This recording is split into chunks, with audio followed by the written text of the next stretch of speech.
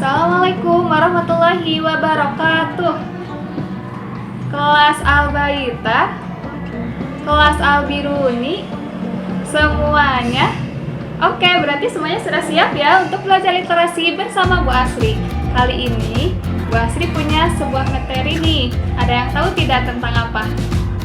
Ya, betul. Kita akan berbicara tentang perjalanan sampah kita. Di sini, siapa yang sudah membuang sampahnya langsung ke tempat sampah? Coba acungkan tangan. Oh, ternyata semuanya sudah membuang sampah dengan baik ya, yaitu dengan membuang ke tempatnya. Nah, ada yang tahu tidak bagaimana perjalanan sampah yang ada di rumah kita setelah dari rumah kita? Oh, semuanya sudah ada yang tahu. Ya, bagus. Sekarang Bu Asri akan jelaskan dulu ya tahapan-tahapannya. Tahapan dari pembuangan sampah yaitu dimulai dari rumah kita. Nah, di mana dari rumah kita ini nanti akan diangkut oleh petugas sampah. Nah, diangkutnya itu biasanya suka ada yang memakai gerobak atau ada yang pakai mobil, truk, atau juga ada yang pakai motor dan lain-lain. Nah, selanjutnya setelah diangkut oleh petugas sampah, nanti akan dikumpulkan di suatu tempat. Yang nantinya habis dikumpulkan itu akan diangkut lagi oleh truk dan akan dibawa ke TPS. Nah, TPS ini adalah singkatan dari tempat pembuangan sampah. Nah, di sini nanti akan dipilih-pilih tuh sampahnya. Ya, yang mana nanti akan disesuaikan dengan jenisnya. Misalkan nanti sampah kertas disatukan dengan sampah kertas, sampah plastik nanti akan disatukan lagi dengan sampah plastik, dan nanti sampah botol kaca juga akan disatukan dengan botol kaca, dan lain sebagainya.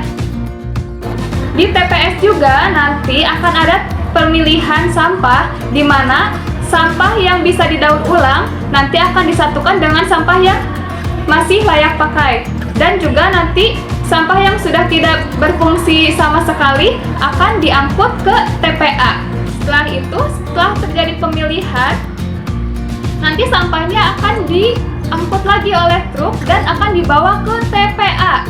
Nah, TPA ini adalah singkatan dari tempat pembuangan akhir. Nah, setelah dibawa oleh truk ke TPA, nanti akan dimusnahkan sampah yang sudah tidak terpakai. Lalu, bagaimana sikap kita saat membuang sampah? Nah, ternyata saat membuang sampah juga kita harus bersikap sopan santun, di mana ini untuk keselamatan orang yang akan mengambil sampah. Nah, jadi kita sebelum membuang sampah harus bisa membedakan kira-kira ini sampah yang bisa didaur ulang lagi atau tidak, dan kira-kira sampah ini bisa membahayakan orang lain atau tidak saat dikumpulkan oleh seseorang.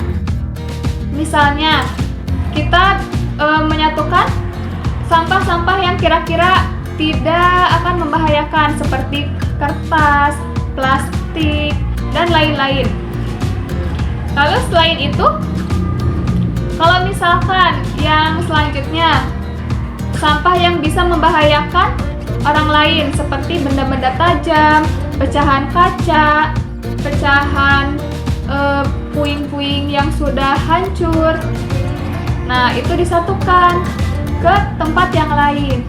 Jadi kalau bisa, kita di rumah itu harus menyediakan beberapa tong sampah yang mana fungsinya itu supaya kita bisa membedakan sampah mana yang akan kita buang dan kita satukan. Setiap harinya pasti dari tiap rumah akan menghasilkan sampah yang berbeda-beda jumlahnya. Nah, dari sana kita dapat tahu bahwa sampah itu pastinya setiap hari akan terkumpul sangat banyak sehingga dapat mencemari lingkungan. Nah, solusinya bagaimana coba? Nah, solusinya itu dengan kita harus bisa mengurangi penggunaan bahan-bahan yang bisa menyebabkan terjadinya penumpukan sampah seperti penggunaan kresek, kantong plastik, terus kertas, dan lain-lain sebagainya. Nah, kalau misalkan kita jajan, biasakan untuk kita membawa wadah sendiri. Atau misalkan kalau kita pergi ke pasar, kita membawa kantong yang bisa menggantikan kresek yang ada di pasar. Oke? Semuanya sudah paham? Oke, bagus.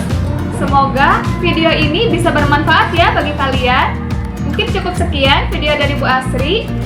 Selamat berjumpa lagi di pertemuan selanjutnya. Wassalamualaikum warahmatullahi wabarakatuh.